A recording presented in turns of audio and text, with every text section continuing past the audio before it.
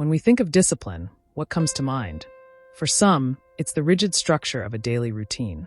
For others, it's a deep sense of inner control and self-mastery. But what if discipline could be viewed through two entirely different lenses? Through the eyes of the East and the West? What if the concept of discipline, something many of us struggle with, holds different meanings depending on cultural and philosophical contexts? Miyamoto Musashi, the famed Japanese samurai, represents one of the most rigorous forms of discipline in Eastern philosophy.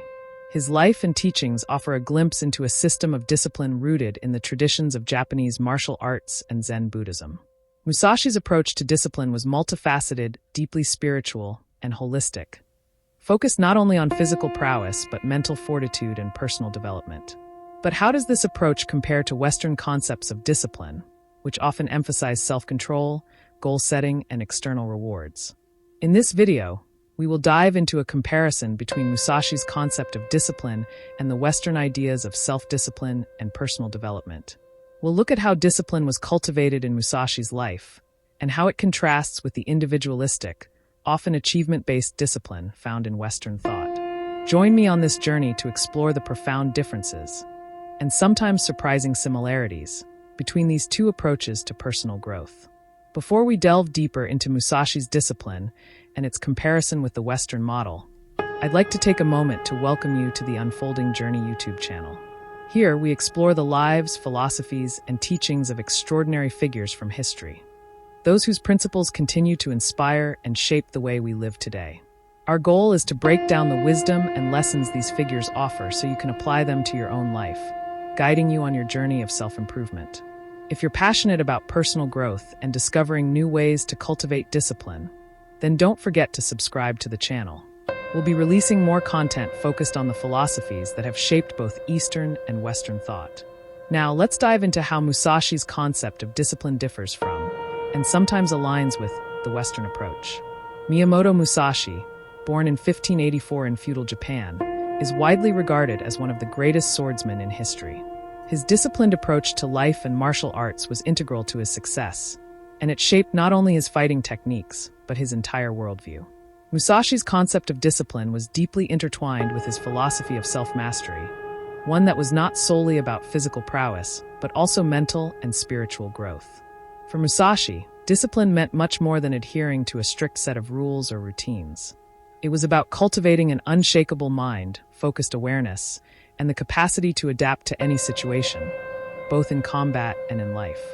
His famous work, The Book of Five Rings, offers valuable insight into his philosophy of discipline, which was rooted in several key principles: mindfulness and present moment awareness. One of Musashi's core principles was the idea of being fully present. In combat, this meant being keenly aware of both your surroundings and the mindset of your opponent. Musashi was a firm believer in the practice of Zen, which emphasized meditation and being present in the moment, free from distractions or thoughts of the past and future. Discipline in this context wasn't just about training hard.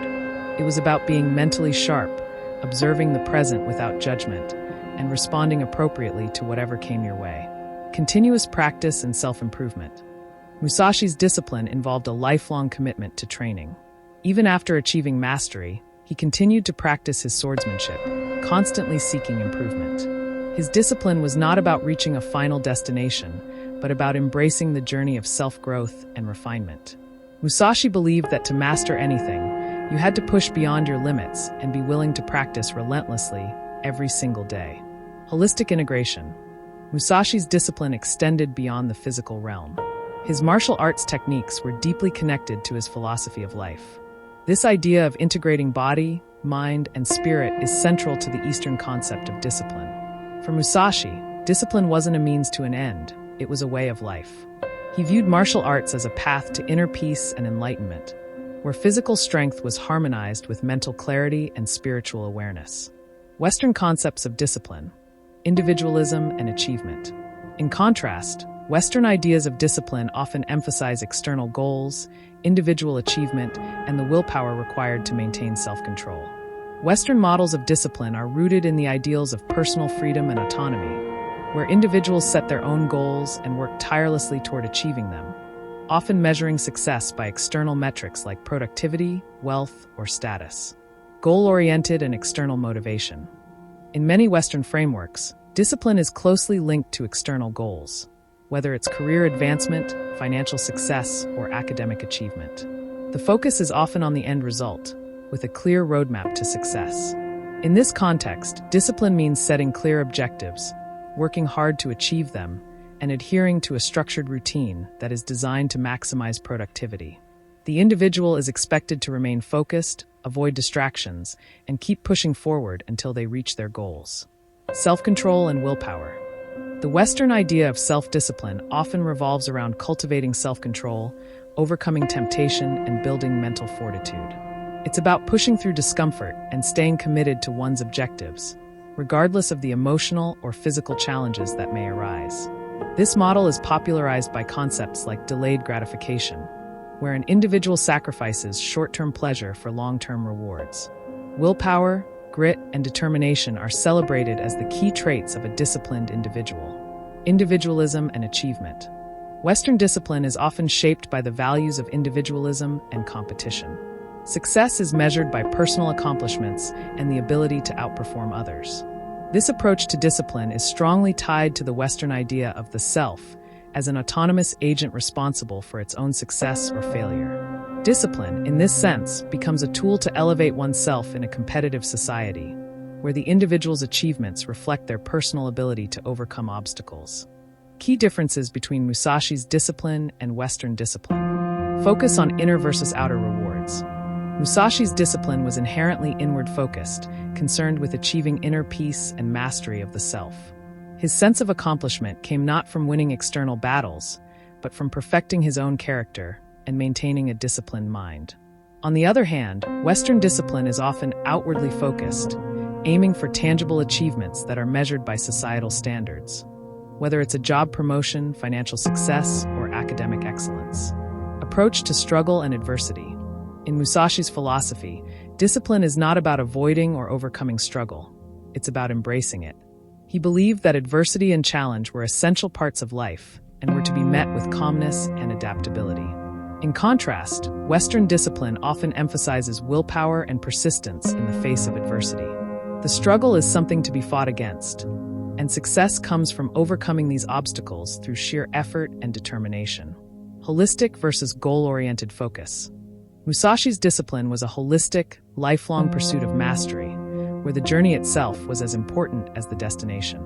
In contrast, Western discipline tends to be more goal-oriented, with clear, measurable objectives. The emphasis is on reaching specific milestones, whether personal or professional, and the sense of accomplishment is tied to achieving those external goals.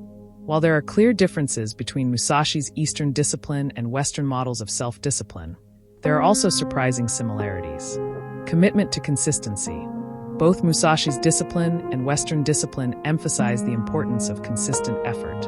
Whether it's practicing martial arts every day or adhering to a rigorous routine to achieve a goal, both systems recognize the value of sustained effort over time. Self-improvement. At the core of both approaches is a commitment to personal growth and self-improvement.